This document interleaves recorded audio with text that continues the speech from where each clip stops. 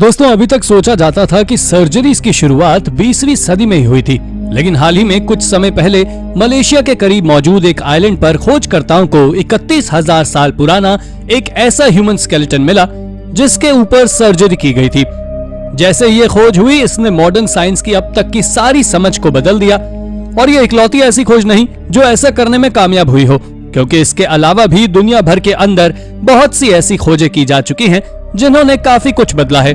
तो चलिए जानते हैं इन्हीं खोजों के बारे में हमारी इस वीडियो के जरिए। The first farmers of the Euphrates valley. दोस्तों, मेसोलिथिक एरा के टाइम पीरियड को पैलियोलिथिक एंशिएंट स्टोन एज और नियोलिथिक न्यू स्टोन एज के बीच का माना जाता है, जिसके बारे में कहते हैं कि ये वो वक्त था जब यूरोप से आइस एज खत्म होने की कगार पर था और टाइम पीरियड बदलने की वजह से एंशिएंट एरा से जुड़ी चीजें धीरे धीरे खत्म होने लगी थी। शायद ही आपको मालूम हो कि इसी टाइम पीरियड को ह्यूमन एवोल्यूशन का सबसे बड़ा फेज माना गया है और कहते हैं कि इस एरा के लोगों ने इसी टाइम फ्रेम में फार्मिंग करना सीखा और जमीन से अन्न उगाने की नई नई टेक्निक्स को इजाद किया। लेकिन हाल फिलहाल में सीरिया के यूफ्रेट्स वैली स्थित अबू हुरैया में एक आर्कियोलॉजिकल रिसर्च में साइंटिस्ट को कई ऐसे सबूत मिले हैं जो इस ओर इशारा करते हैं कि इस एरा में इंसानों ने खेती सीखने पहले जानवरों को बतौर पालतू जानवर रखना शुरू किया था। दोस्तों, आपको जानकर अच्छा लगेगा कि इन सबूतों के मिलने के बाद साइंटिस्ट ह्यूमन एवोल्यूशन के बारे में और भी ज्यादा रोमांचित हैं, क्योंकि इस खोज ने वैज्ञानिकों की सोच को काफी बदल दिया है। पराग हैज मोर ईयर्स।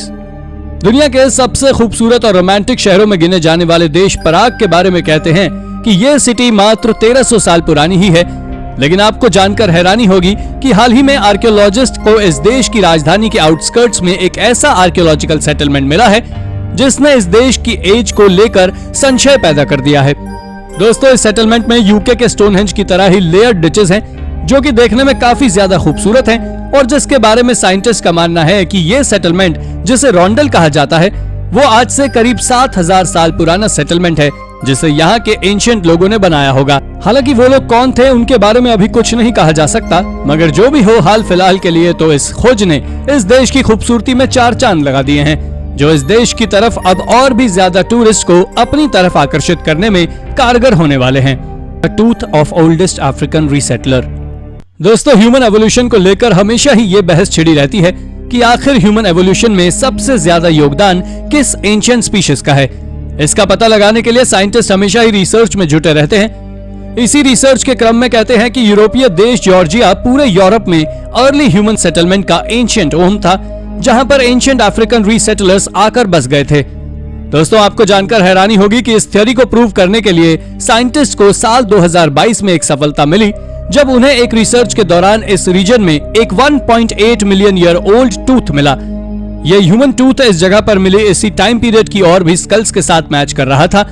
इसलिए साइंटिस्ट अब इस बात को मानने लगे हैं कि अफ्रीका छोड़ने के बाद अर्ली ह्यूमंस कॉकसस के साउथ में बस गए थे और फिर उसके बाद धीरे धीरे पूरी दुनिया में फैल गए।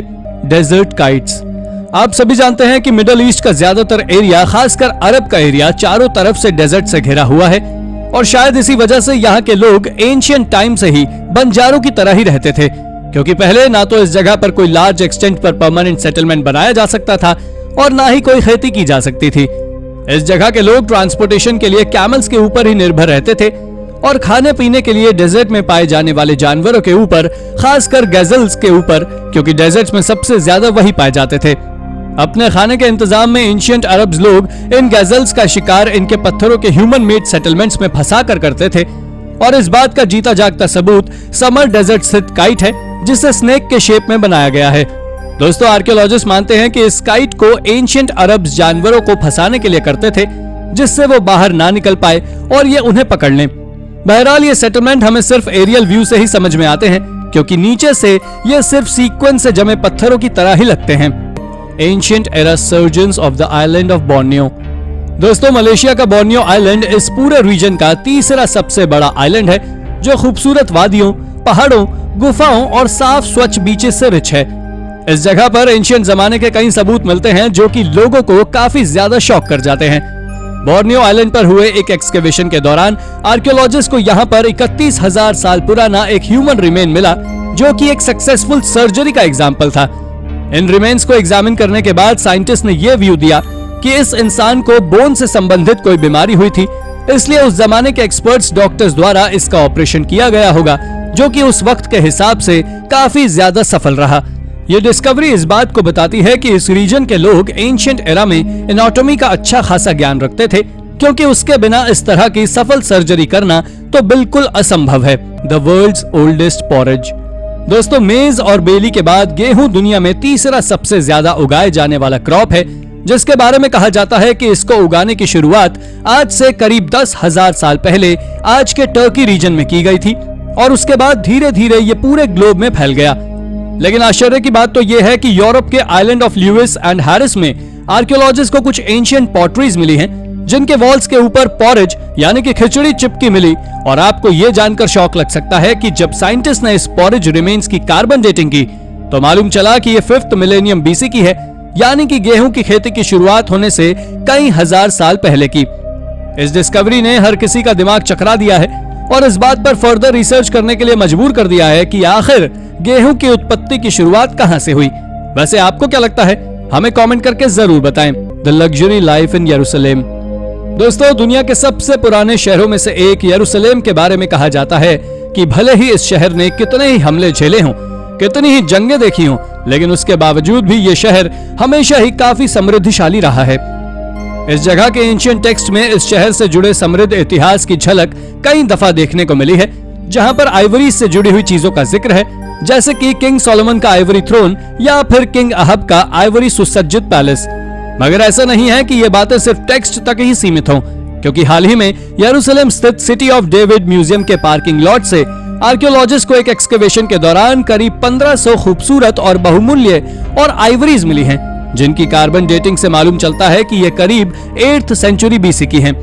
इनके मिलने से यरूशलेम के समृद्धशाली इतिहास के गवाहों की फहरिस्त में इन खूबसूरत आइवरीज का नाम भी अब शामिल हो गया। Necropolis of the ancient galls. Europe के एंशिएंट सेल्टिक ट्राइब गॉल्स को आपने हॉलीवुड मूवी एस्टेरिक्स एंड ओबेलिक्स में तो देखा ही होगा, लेकिन क्या आप जानते हैं कि रोमन साम्राज्य के उदय के टाइम पर इस ट्राइब के लोगों ने काफी वीरता से रोमन्स का सामना किया और कई जंगें लड़ी थीं। दोस्तों, जाबाज लड़ाकों और योद्धाओं से भरी ये ट्राइब सिर्फ मूवी में दिखाए गए छोटे से गांव तक ही सीमित नहीं थी, बल्कि ये ट्राइब यूरोप के काफी हिस्सों में अपने कब्जे को बनाए हुए थी। खासकर फ्रांस में और वर्ल्ड वॉर 1 के टाइम पर हुई तबाही के बाद जब इस पूरे रीजन की सफाई की गई, तब इस सफाई अभियान में हुई खुदाई में आर्कियोलॉजिस्ट को गॉल्स एरा की कई कब्रें मिली, जिन्हें ससम्मान उनके हथियारों के साथ दफन किया गया था। इस रीजन में गॉल्स के नेक्रोपोलिस मिलने से आर्कियोलॉजिस्ट को इस फैक्ट को प्रूव करने में काफी हेल्प मिली है कि गॉल्स सिर्फ गांव तक ही सीमित नहीं थे, बल्कि काफी ज्यादा हिस्से में अपना कब्जा बनाए हुए थे। Priest and musician from पैकोपाम्पा।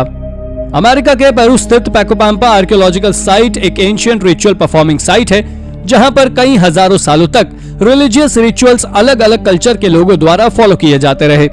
Experts मानते हैं कि इस साइट को यूरोपियंस के आने के पहले तक उसमें लिया जाता रहा, लेकिन आपको यह जानकर हैरानी होगी कि सालों पुरानी इस एंशिएंट साइट में किए गए एक एक्सकेवेशन के दौरान आर्कियोलॉजिस्ट को कुछ ऐसा मिला जिसने सभी को काफी चौंका दिया। दरअसल आर्कियोलॉजिस्ट को इस जगह से एक ग्रेव मिली, जिसके साथ एंशिएंट म्यूजिकल इंस्ट्रूमेंट्स दफन थे। दोस्तों, लगभग 3000 साल पुरानी इस ग्रेव से मिले इस तरह के इंस्ट्रूमेंट्स और इस जगह के रिलीजियस हिस्ट्री को देखकर एक्सपर्ट्स मानते हैं कि ये ग्रेव किसी प्रीस्ट की रही होगी, जिसे म्यूजिक का शौक रहा होगा, इसलिए उसके पसंदीदा म्यूजिकल इंस्ट्रूमेंट्स के साथ ही उसे यहाँ दफन कर दिया गया था। Middle east is the crossroads of humanity. Human evolution को लेकर एक्सपर्ट्स हमेशा ही इस रिसर्च में जुटे रहते हैं कि पता लग सके कि ह्यूमन एवोल्यूशन की असली सच्चाई आखिर क्या है। इस सीक्वेंस में वो होमो सेपियंस और उनके रिप्रेजेंटेटिव्स के डीएनए की स्टडी करते रहते हैं और वो हमेशा ही यूरोप में पाए जाने वाले आइस एज के निएंडरथल और आज के मॉडर्न ह्यूमंस के डीएनए को स्टडी करते रहते हैं। ऐसी ही एक लेटेस्ट स्टडी में उन्हें मालूम चला कि एशियंस के डीएनए में निएंडरथल्स के डीएनए एलिमेंट ज्यादा मिले हैं, जबकि होना इसका उलट चाहिए था। एक्सपर्ट्स को अपनी इस रिसर्च से काफी उम्मीद है कि आने वाले वक्त में उनकी ये रिसर्च ह्यूमन एवोल्यूशन के बारे में और होमो सेपियंस और उनके रिप्रेजेंटेटिव्स के बारे में काफी कुछ एक्सप्लेन करने वाली है। Mask of La Roche Cotard. दोस्तों, फ्रांस के लैंगियास टेरिटरी स्थित रॉश कॉटार्ड आर्कियोलॉजिकल साइट के बारे में एक्सपर्ट्स मानते हैं कि किसी जमाने में इस जगह पर ह्यूमन एंसेस्टर्स के निएंडरथल्स रहा करते थे। दरअसल इस जगह पर कई ऐसे आर्टिफैक्ट्स मिले हैं जो कि इस रीजन में निएंडरथल्स के एग्जिस्टेंस में होने को प्रूव भी करते हैं। नायाब एंशिएंट आर्टिफैक्ट से रिच इस आर्कियोलॉजिकल साइट में साल 1975 में आर्कियोलॉजिस्ट को ह्यूमन मास्क मिला था, जिसको लेकर क्लेम किया गया कि ये मास्क निएंडरथल्स ने अपने हाथों से बनाया था। और आपको जानकर हैरानी होगी कि रिसर्च में पता चला है कि ये मास्क आज से करीब 35,000 साल पुराना है, जो उस वक्त का है जब निएंडरथल्स काफी ज्यादा एडवांस हो चुके थे और काफी कुछ सीखने समझने लगे थे। हालांकि कुछ एक्सपर्ट्स इस थ्योरी को नहीं मानते कि निएंडरथल्स ने इस मास्क को अपने हाथों से बनाया होगा। The Bloomberg tablet. Bloomberg tablet का नाम सुनकर तो यही लगता है कि ये किसी इंडस्ट्री में यूज होने वाली कोई मॉडर्न टैबलेट्स हैं जिनका संबंध मॉडर्न टेक्नोलॉजी से है। वैसे लोग सही तो हैं, पर दिक्कत सिर्फ इतनी सी है कि ये आज की नहीं बल्कि फर्स्ट सेंचुरी की मॉडर्न टेक्नोलॉजी का हिस्सा रही है। लंदन के ब्लूमबर्ग बिल्डिंग के नीचे साल 2010 में हुई एक खुदाई के दौरान ये टैबलेट्स लोगों के हाथ लगी और इन टैबलेट्स के ऊपर कई सारे रिटन इंस्क्रिप्शंस मौजूद थे जो इस ओर इशारा कर रहे थे कि किसी जमाने में इन टैबलेट्स को लिखने के लिए काम में लाया जाता था। जब इन टैबलेट्स के ऊपर रिसर्च की गई तो सामने निकल कर आया कि ये टैबलेट्स यूके के इतिहास में मिले अब तक के सबसे पुराने रिटन इंस्क्रिप्शंस में से एक हैं, जिनके ऊपर अलग अलग सब्जेक्ट्स के इंस्क्रिप्शंस लिखे हुए हैं, जो इस ओर इशारा करते हैं कि उस वक्त में भी लंदन काफी ज्यादा एडवांस सिविलाइज सिटी थी। Horned beast found in China. China के सांगसिंगडुई में आर्कियोलॉजिस्ट को साल 2022 में हुए एक एक्सकेवेशन के दौरान कई सारे अमेजिंग आर्टिफैक्ट्स मिले हैं और इन आर्टिफैक्ट्स में एक हॉर्न्ड क्रीचर का स्टैचू भी था जो कि देखने में काफी ज्यादा खूबसूरत था। एक्सपर्ट्स बताते हैं कि इस स्टैचू के ऑब्जर्वेशन से पता चला है कि ये आज से करीब 3000 साल पुराना है और ऐसा माना जाता है कि जिस एरा का ये स्टैचू है उस एरा के लोग ट्रीज की पूजा करते थे। वेल, ऐसा इसलिए है क्योंकि ये स्टैचू के अलावा इस साइट पर कई और भी आर्टिफैक्ट्स मिले हैं जिनके ऊपर भी ट्रीज को कार्व्ड किया गया है। बहरहाल इस मैसिव बीस्ट की बात करें तो ये इस बीस्ट के स्टैचू का साइज काफी ज्यादा बड़ा है और 330 पाउंड वजन का ये बीस्ट करीब 3 फीट ऊंचा है, जिसके शेप और साइज को देखते हुए ये कहा जा सकता है कि ये किसी इंपॉर्टेंट काम के लिए यूज किया जाता होगा। Iron age gold torcs. साल 2017 में 2 एमेच्योर्स आर्कियोलॉजिस्ट ने मेटल डिटेक्टर्स का यूज करते हुए यूके के स्टैफर्डशायर फील्ड में 4 आयरन एज गोल्ड टॉक्स की डिस्कवरी की, जो कि अपने आप में काफी ज्यादा रोचक रही है क्योंकि इस डिस्कवरी में मिले गोल्ड ऑर्नामेंट्स काफी ज्यादा सुंदर और नायाब हैं। अब भले ही ये टॉक्स यूनाइटेड किंगडम में मिले हों, लेकिन ये ओरिजिनली यूके को बिलोंग नहीं करते क्योंकि इनके ऊपर बनी कार्विंग्स और इनके डिजाइन को देखते हुए एक्सपर्ट्स मानते हैं कि ये टॉक्स फ्रांस या जर्मनी को बिलोंग करते होंगे। दोस्तों, एक्सपर्ट्स मानते हैं कि लगभग 2400 साल पुराने ये टॉक्स उस जमाने में इस रीजन में रहने वाली किसी पावरफुल लेडी के रहे होंगे जिसे उसके मरने के बाद यहीं दफना दिया होगा। वैसे डिस्कवरी में मिले ये 3 नेकलेस और एक ब्रेसलेट आज स्टैफर्डशायर म्यूजियम की शोभा बढ़ा रहे हैं। Ancient British helmet. दोस्तों, साल 1982 में इंग्लैंड के यॉर्कशायर में किए एक एक्सकेवेशन के दौरान आर्कियोलॉजिस्ट को 8th सेंचुरी का एक सोल्जर हेलमेट मिला जो कि देखने में काफी ज्यादा खूबसूरत था। शायद ही आपको मालूम हो कि यह हेलमेट खुदाई में मिले 6 हेलमेट्स में से इकलौता ऐसा हेलमेट था जो इतने सालों बाद भी पूरी तरह से प्रिजर्व था। आयरन, ब्रास और कॉपर के बने इस हेलमेट के ऊपर लिखे इंस्क्रिप्शंस को देखते हुए एक्सपर्ट्स इस बात को मानते हैं कि ये रीजन कभी वाइकिंग्स के कब्जे में था, इसलिए इस जगह पर एंग्लो सैक्सन्स के साथ उनकी कई जंगें हुई, जिसमें से किसी जंग के फलस्वरूप ये हेलमेट इस जगह पर रह गया होगा। हालांकि हेलमेट का इतिहास जो भी हो, लेकिन हेलमेट पर लिखे in the name of a Lord Jesus, the Holy Spirit and God and all to we say amen को देखते हुए हम ये कह सकते हैं कि फॉर श्योर ये हेलमेट सैक्सन्स को ही बिलोंग करता था। ओल्डेस्ट टैबुला। वेस्टर्न वर्ल्ड के प्रसिद्ध खेल बैकगैमन के बारे में कहा जाता है कि ये खेल हजारों सालों से खेला जा रहा है। इस खेल को पुराने जमाने में टैबुला कहा जाता था, जो कि यूरोप के लोगों के बीच काफी ज्यादा लोकप्रिय था। इस खेल के इतिहास से जुड़ी एक खोज तब सामने आई साल 1983 में, जब आर्कियोलॉजिस्ट को इंग्लैंड के ग्लॉसेस्टर में 11th सेंचुरी की बनी इस गेम की एक टेबल मिली। दोस्तों, ये टेबल काफी ज्यादा खूबसूरत और नायाब थी। इसके डिजाइन को देखते हुए एक्सपर्ट्स इस बात में बिलीव करते हैं कि ये टेबल किसी एंग्लो स्कैंडिनेवियन क्राफ्टमैन ने बनाई होगी, क्योंकि इस टेबल में हमें वाइकिंग से जुड़े कई इंस्क्रिप्शंस देखने को मिलते हैं। खैर, जो भी हो, पर इस डिस्कवरी ने आज के जमाने के लोगों को ये बताया है कि ऐसा नहीं है कि सिर्फ हम भी खेल पसंद करते हैं, बल्कि हमारे एंसेस्टर तो और भी ज्यादा खेल पसंद करते थे, या यूं कहें कि उन्होंने तो खेलों का आविष्कार ही किया है। 15th centuries gold pendant. दोस्तों, साल 1985 में एक ब्रिटिश एमेच्योर आर्कियोलॉजिस्ट टेड सियाटन ने मेटल डिटेक्टर का इस्तेमाल करते हुए इंग्लैंड के मिडलहम कासल में एक 15th सेंचुरी का गोल्ड का एक ऐसा पेंडेंट ढूंढ निकाला जो करीब 500 सालों तक जमीन में दफन रहने के बावजूद भी पूरी तरह से प्रिजर्व्ड और सुरक्षित था। नीलम जड़ित इस गोल्ड पेंडेंट के ऊपर क्रिश्चियन रिलीजियस सिंबल्स कार्व थे, जो कि देखने में काफी ज्यादा खूबसूरत थे, और एक्सपर्ट्स मानते हैं कि यह पेंडेंट सेसिली नेविल को बिलोंग करता था, जो कि इंग्लैंड के प्रसिद्ध किंग रिचर्ड III की मां थी। एक्सपर्ट्स ये भी मानते हैं कि सेसिली नेविल को यह पेंडेंट प्रेगनेंसी के वक्त बतौर गिफ्ट दिया होगा, जिससे वो बुरी ताकतों से दूर रहें। आपको मैं बता दूं कि इस पेंडेंट को पहले टेड सियाटन ने 1.4 मिलियन पाउंड्स में एक विदेशी खरीदार को नीलाम कर दिया था, लेकिन बाद में ब्रिटिश गवर्नमेंट ने इस नायाब पेंडेंट के एक्सपोर्ट पर बैन लगा दिया था, जिस वजह से बाद में इस पेंडेंट को यॉर्कशायर म्यूजियम ने 2.5 मिलियन पाउंड्स में खरीदा। स्टैचू ऑफ एबिह इल। साल 1934 में फ्रेंच आर्कियोलॉजिस्ट एंड्रे पैरेट को मॉडर्न ईस्टर्न सीरिया में किए गए एक एक्सकेवेशन के दौरान 25th सेंचुरी BC का एक स्टैचू मिला, जो कि अपने आप में कला का एक अद्भुत नमूना है। एक्सपर्ट्स के मुताबिक यह स्टैचू सीरिया का एंशिएंट सिटी मारी के सुपरिटेंडेंट एबिह इल का है, जिन्हें प्रार्थना की मुद्रा में दिखाया गया है। हालांकि एक्सकेवेशन के दौरान यह स्टैचू टूट गया था, लेकिन एक्सपर्ट्स की मदद और कौशल से इस मूर्ति को दोबारा से इसके ओरिजिनल शेप में ला दिया गया है। दोस्तों, ये मूर्ति अपने आप में काफी ज्यादा शानदार है, क्योंकि इतने सालों पहले इस तरह से जिप्सम से बनाया गया बेहतरीन कला और कौशल का नमूना आज तक देखने को नहीं मिला। खैर, वर्तमान समय में यह स्टैचू पेरिस के लॉवरू म्यूजियम की शोभा बढ़ा रहा है। लिनेप स्टोन। दोस्तों, साल 1872 में अमेरिका के पेनिसिल्वेनिया स्थित बक्स काउंटी में आर्कियोलॉजिस्ट को एक एक्सकेवेशन के दौरान एक मिस्टीरियस स्टोन मिला, जो कि 2 टुकड़ों में बटा हुआ था।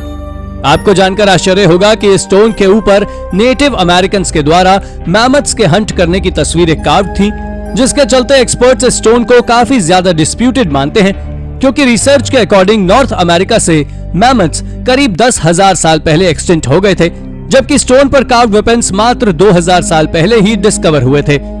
इन सब कंट्रोवर्सीज की ही वजह से एक्सपर्ट्स इस स्टोन को ऑथेंटिकेटेड नहीं मानते, इसलिए यह स्टोन आज भी विवादित है और इसके असली सच के ऊपर रिसर्च आज भी जारी है। 2000 ईयर ओल्ड बटर। आयरलैंड के कैवन काउंटी में इस जगह के निवासी जैक कॉनवे को अपने खेत की टर्फ काटने के दौरान कुछ ऐसा मिला जिसने सभी को काफी चौंका दिया। दरअसल उन्हें खुदाई में आज से करीब 2000 साल पुराना एक बटर मिला, जिसके बारे में आपको जानकर हैरानी होगी कि यह बटर हजारों सालों बाद भी एकदम सही सलामत और खाने की कंडीशन में था। इस तरह के बटर को देखकर हर कोई शॉक्ड रह गया। हालांकि इस तरह के बटर पहले भी इस रीजन में कई बार मिल चुके हैं। दोस्तों, एक्सपर्ट्स मानते हैं कि इन बटर्स को इस तरह से या तो गॉड को ऑफरिंग के लिए रखा जाता था, या फिर लोगों द्वारा इसको प्रिजर्व करने के लिए ऐसी जगहों पर रखा जाता था। जियोलॉजिस्ट बताते हैं कि यहाँ की जियोग्राफिकल कंडीशंस और मिट्टी में ऑक्सीजन और एसिड की लो क्वांटिटी की वजह से यह बटर इतने सालों तक प्रिजर्व बना रहा। लेकिन भले ही बटर सही सलामत हो और खाने की कंडीशन में हो, लेकिन तब भी एक्सपर्ट्स इसको खाने की एडवाइस बिल्कुल नहीं करते। बाकी अगर आपको किक चाहिए हो तो जरूर आप इसे टेस्ट कर सकते हैं। दोस्तों, तो चलिए आज की इस वीडियो की शुरुआत हम सितंबर साल 2022 में खोजे गए एक राइटिंग सेट के साथ करते हैं। ये एंशिएंट राइटिंग सेट एक डिश, एक बोन डिप पिन और एम्फोरा से बना हुआ था। जब बोन डिप पिन की जांच हुई तो उसमें रेड और ब्लैक इंक के प्रेजेंस होने का पता लगा, जिससे ये बात तो साबित हो जाती है कि यह किसी अच्छे आदमी का था। इस राइटिंग सेट को टर्की के इस्तांबुल से खोजा गया था, जो आज से करीब 1600 साल से भी ज्यादा पुराना और तो और ये पूरी दुनिया में खोजा गया अब तक का सबसे पुराना राइटिंग सेट है। आपको बता दें कि जब आर्कियोलॉजिस्ट इस्तांबुल की सबसे रिचेस्ट आर्कियोलॉजिकल साइट यानी बेथोनिया आर्कियोलॉजिकल साइट पर एक मिशन के चलते एक्सकेवेशन कर रहे थे, तब उन्होंने इसे खोजा था, पर आज के समय इसे इस्तांबुल के म्यूजियम में रखा गया है। दोस्तों, नॉर्वे में वाइकिंग एरा की स्वॉर्ड का मिलना कोई साधारण बात नहीं है, पर हाल ही में आर्कियोलॉजिस्ट ने वहां से एक स्वॉर्ड जरूर खोजी है। आपको बता दें कि इस स्वॉर्ड को लगभग आज से 1000 साल पुराने बरियल माउंट विंगोरिया ट्रोंडोलॉग में खोजा गया था। इस स्वॉर्ड की डिजाइन को देखते हुए आर्कियोलॉजिस्ट ने इस बात का अंदाजा लगाया था कि ये स्वॉर्ड किसी लेफ्ट हैंडेड योद्धा की थी, और ये योद्धा कोई और नहीं बल्कि उसी कब्र के अंदर मौजूद व्यक्ति ही होगा। इसके साथ ही उसी बरियल माउंट से आर्कियोलॉजिस्ट को 4 और ह्यूमन स्केलेटन्स भी मिले थे। आपको बता दें कि इन सभी ह्यूमन स्केलेटन का आकार वाइकिंग एरा के समय के लोगों के जितना ही था, और इसके साथ ही वहां से खोजी गई उस तलवार की डिजाइन भी वाइकिंग एरा के दौरान उपयोग होने वाले तलवार के डिजाइन की तरह ही थी, जिससे आर्कियोलॉजिस्ट ने इस बात का अंदाजा लगाया था कि ये स्वॉर्ड वाइकिंग एरा की है। नंबर 8। इस रिमार्केबल खोज को मेक्सिको के टेनोस्कियो में अगस्त 2022 में ही अंजाम दिया गया है। दरअसल ये खोज रिमार्केबल इसलिए भी है कि वहां से आर्कियोलॉजिस्ट को ओल्मेक मॉन्यूमेंट्स का एक बहुत विशाल सेट मिला है, जिसमें कई कार्व्ड लाइमस्टोन रिलीफ्स भी शामिल हैं। ये सभी रिलीफ्स 5 फीट के डायमीटर के हैं, जिनके बीच में ओल्मेक कल्चर के लोगों ने हजारों सालों पहले फेसेस को कार्व किया था। वैसे इन रिलीफ्स की एज अब तक किसी को पता नहीं है, पर इन्हें उसामा सिंटा रिवर के किनारे से खोजा गया था, जहां 2900 साल पहले ओल्मेक कल्चर के लोग रहते थे। असल में ये रिलीफ्स प्राचीन ओल्मेक के रूलर्स को डेडिकेटेड हैं, जिसमें वो रूलर्स एक रिचुअल के तहत कॉन्टोर्शनिस्ट पोज में खड़े नजर आ रहे हैं। दरअसल ये एक एंशिएंट रिचुअल था, जिसके कारण ब्रेन में ऑक्सीजन लेवल कम हो जाता था। ये रिचुअल एंशिएंट हिस्ट्री के सबसे वियर्डेस्ट रिचुअल्स में से एक था, लेकिन ओल्मेक कल्चर के लोगों के लिए ये बिल्कुल भी वियर्ड नहीं था, बल्कि वो इसे एक डिवाइन प्रोसेस मानते थे। दोस्तों, ये तो आप जानते ही हैं कि आर्कियोलॉजिस्ट को आज टर्की के आयाना कासल का एक्सकेवेशन करते हुए करीब 30 साल हो चुके हैं, जिसे किंग रुसो II के द्वारा बनवाया गया था, क्योंकि इस जगह पर किंग रुसो की सत्ता का राज 680 एडी से लेकर 693 बीसी तक रहा है। हालांकि पिछले 30 सालों में आर्कियोलॉजिस्ट को वहां से ऑर्नामेंटल ब्रॉन्ज वॉल प्लेट से अच्छा कुछ नहीं मिला है। दरअसल इस प्लेट को हाल ही में सितंबर 2022 में खोजा गया था। इसके साथ ही इस तरह की कई और भी प्लेट्स के टुकड़ों को उस कासल के खंडर से खोजा गया है, पर जिस जगह से उस पूरी तरह सुरक्षित प्लेट को खोजा गया था, वहां से आर्कियोलॉजिस्ट ने 4 और नए रूम्स को भी खोजा था। आपको जान लेना चाहिए कि इसके बारे में आर्कियोलॉजिकल डिपार्टमेंट का मानना है कि जितना समय इसके एक्सकेवेशन में अब तक लग चुका है, उसे पूरा करने में उतना ही समय यानी 30 साल और लगेंगे। सितंबर 2022 आर्कियोलॉजिस्ट के लिए एक बहुत इंपॉर्टेंट मंथ रहा है, क्योंकि इस महीने में आर्कियोलॉजिस्ट ने बहुत सी अजीबोगरीब डिस्कवरीज को अंजाम दिया है, और उन्हीं खोजों में से एक है मैक्सिकन बेसिन में खोजे गए मैक्सिकन बेसिन के सबसे पुराने आर्टिफैक्ट्स, जिन्हें मेक्सिको के जंगल में किए गए एक छोटे से एक्सकेवेशन के दौरान खोजा गया था। यह खोज आर्कियोलॉजिस्ट के लिए किसी खजाने से कम नहीं है, क्योंकि इस खोज के दौरान आर्कियोलॉजिस्ट को यूटेंसिल्स, टूल्स और कुछ इंस्क्रिप्शंस भी मिले थे, पर जब उनकी कार्बन डेटिंग की गई तो पता लगा कि ये पिछले 3000 सालों से मैक्सिकन फॉरेस्ट के कुछ इंचेस नीचे ही दफन थे। मगर जैसे ही ये बात लोगों को पता लगी, वैसे ही भारी मात्रा में लोग जंगल में उन आर्टिफैक्ट्स को देखने के लिए जाने लगे, जिसके चलते कुछ अनअर्थड आर्टिफैक्ट्स मिट्टी में ही मिल गए और कुछ बचे हुए आज म्यूजियम में मौजूद हैं। एक्सपर्ट्स का इसके बारे में ऐसा मानना है कि यहाँ आज से 3000 साल पहले एक एंशिएंट विलेज हुआ करता था, और ये वाकई एक बहुत बड़ी खोज है। दोस्तों, ये तो आप सभी जानते हैं कि इंसान की ज्यादातर आदतें कभी भी नहीं जाती, और उन्हीं आदतों में से एक है कार्विंग। दरअसल हाल ही में आर्कियोलॉजिस्ट जब न्यूएवा कार्टिया में मौजूद कॉर्डोबा म्युनिसिपैलिटी में एक्सकेवेशन का काम कर रहे थे, तब उन्होंने वहां से एक विशाल फैलस की कार्विंग खोजी थी, जो रोमन पीरियड के समय की है। आपको बता दें कि इस तरह की डिस्कवरीज आमतौर पर रोमन रीजन में एक साधारण सी खोज है, क्योंकि रोमन लोग फैलस को मेल की अल्टीमेट स्ट्रेंथ का प्रतीक मानते थे। पर अब जो मैं आपको बताने वाला हूँ, उसे जानने के बाद आप हैरान हो जाएंगे कि रोमन सोल्जर किसी भी युद्ध में जाने से पहले एक छोटे फैलस नेकलेस को पहनते थे, और उनका ऐसा मानना था कि ये नेकलेस उनकी रक्षा करता है। ये लोग फैलस को कितना पवित्र मानते थे, इस बात का अंदाजा आप ऐसे भी लगा सकते हैं कि इंग्लैंड में मौजूद हेड्रियन वॉल में भी 59 फैलस कार्विंग मौजूद है। मगर न्यूएवा कार्टिया में खोजी गई ये फैलस कार्विंग अब तक खोजी गई सबसे बड़ी फैलस कार्विंग है। रोमन के समय से निकलकर अब हम बात करने वाले हैं चाइना में खोजे गए एक सिल्क वॉर्म क्रेसेलिस की। वैसे ये बात तो आप सभी जानते ही होंगे कि चाइना के यांगजियाओ कल्चर ने ही आज से 5000 साल पहले सिल्क वॉर्म से रॉ सिल्क को बनाना सीखा था, और उसके बाद पूरे चाइना को इसके बारे में बताया था।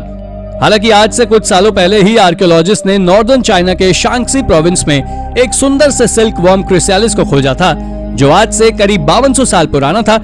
और जिस जगह से आर्कियोलॉजिस्ट ने इसे खोजा था, उसके बारे में उनका ऐसा मानना था कि यह जगह एक समय पर एक क्रिप्ट हाउस हुआ करती थी। इससे मिले स्टोन आर्टिफैक्ट्स की डेटिंग तो अब तक नहीं हो सकी है, लेकिन इसके आसपास से मिले सिरामिक आर्टिफैक्ट की कार्बन डेटिंग से पता लगा है कि ये आर्टिफैक्ट्स आज से 5200 साल पुराने हैं।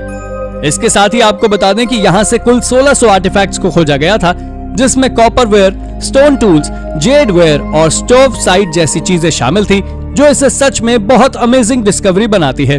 आज की इस वीडियो में हम पहले ही एक वाइकिंग खोज के बारे में आपको बता चुके हैं, पर यह खोज भी काफी ज्यादा इंटरेस्टिंग है, जिसके बारे में आपको जान लेना चाहिए।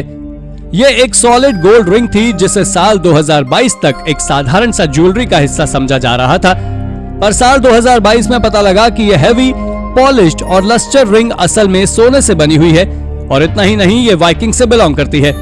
आपकी जानकारी के लिए मैं बता दूं कि वाइकिंग सोसाइटी में ज्वेलरी लोगों के स्टेटस को दिखाती थी, और जिस हिसाब से ये रिंग बनी थी, भारी या कहीं हैवी, उससे तो केवल एक बात साबित होती है कि ये किसी इंपॉर्टेंट आदमी की रिंग थी। दोस्तों, ये खोज साल 2020 में पॉल रॉलिंस नाम के एक मेटल डिटेक्टरिस्ट के द्वारा की गई थी, जो कई सालों से किसी प्राचीन खोज में लगे हुए थे। और एक दिन जब वो मेटल डिटेक्टर के साथ एंसली वेल्स के लैंडफेफ्लू में पहुंचे, तो उन्होंने जो खोजा उसने सभी को चौंका कर रख दिया। दरअसल उन्होंने एक एक्स हेड यानी कि कुल्हाड़ी के ऊपरी भाग को खोजा था, जो आज से 3500 साल पुराना था और ये ब्रॉन्ज एज से बिलोंग करता था। इसे कॉपर एलॉय को यूज कर बनाया गया था, जो खोजे जाने के समय भी काफी ज्यादा धारदार थी। ये वेल्स में खोजी गई इस तरह की सबसे रेयर एक्सेस में से एक थी, जिसके चलते ये काफी ज्यादा पॉपुलर खोज बन गई। अगर इस एक्स को ध्यान से देखें तो समझ आता है कि इस एक्स पर जो डिजाइन है वो डिजाइन एल्टन मेटल वर्किंग ट्रेडिशन का है, जिसे 1800 बीसी में यूज किया जाता था। दोस्तों, इस खोज को स्वीडन में एस्को निस्ट्रॉम नाम के एक माउंट हाइकर के द्वारा अंजाम दिया गया था। दरअसल जब वो अपना टेंट लगाने के लिए गड्ढा खोद रहा था, तब उसने वहां से एक ब्रॉच खोजा था। जब उसने उस ब्रॉच की कार्बन डेटिंग की तो पता लगा कि ये ब्रॉच आज से 1200 साल पुराना है।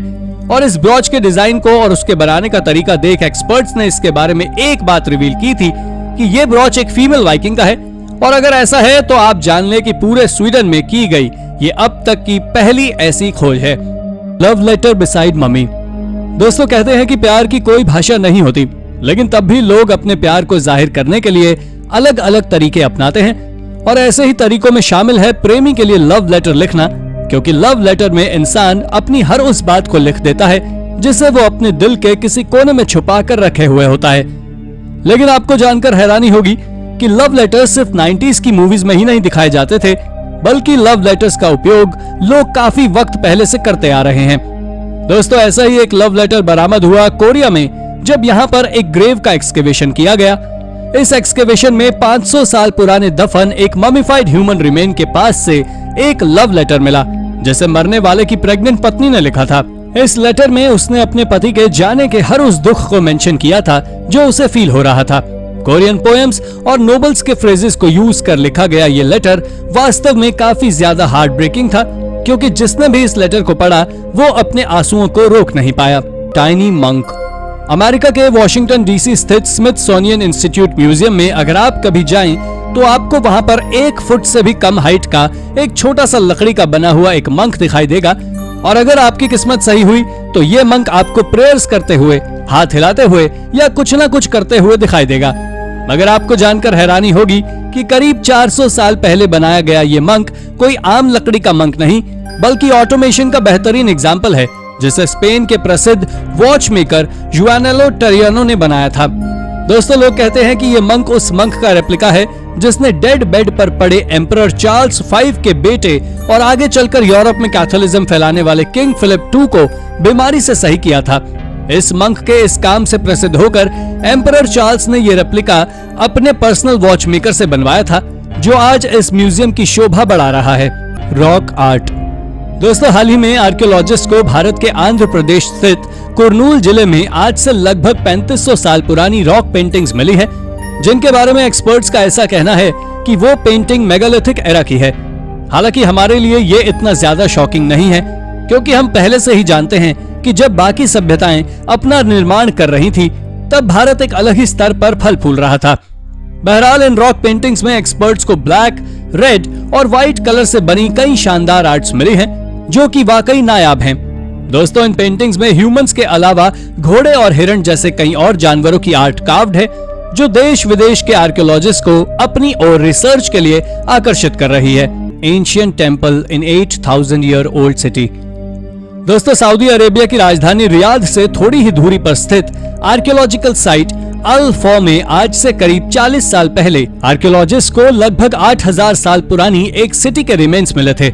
इस सिटी का ज्यादातर हिस्सा तो इतने सालों में नष्ट हो गया, लेकिन आपको जानकर हैरानी होगी कि आर्कियोलॉजिस्ट को यहाँ से उस जमाने के लोगों द्वारा बनाए गए एक मंदिर के सबूत मिले हैं। माउंट तुवैक की चट्टानों को काट कर बनाए गए इस मंदिर को हाल ही में जब हाईटेक टेक्नोलॉजी द्वारा स्कैन किया गया, तो यहाँ से आर्कियोलॉजिस्ट को कई ऐसी चीजों की जानकारी मिली जो कि चौंका देने वाली थी।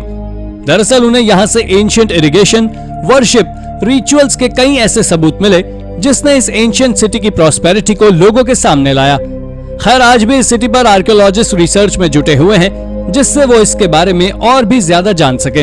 यूनिक कार्विंग्स इन नॉर्थ अमेरिका।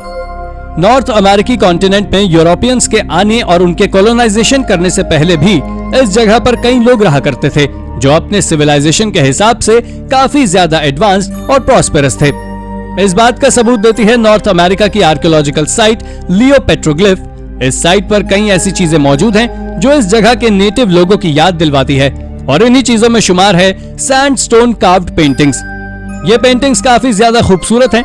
एक्सपर्ट्स मानते हैं कि इन्हें इस जगह पर रहने वाले लोगों ने बनाया था जो यूरोपियंस के आने के बाद यहाँ से कहीं चले गए। हालांकि वो लोग कौन थे जिन्होंने इन्हें बनाया इसका तो पता नहीं चला, लेकिन इन पेंटिंग्स ने एंशिएंट नॉर्थ अमेरिकन लोगों की आर्ट लविंग नेचर को जरूर साबित कर दिया।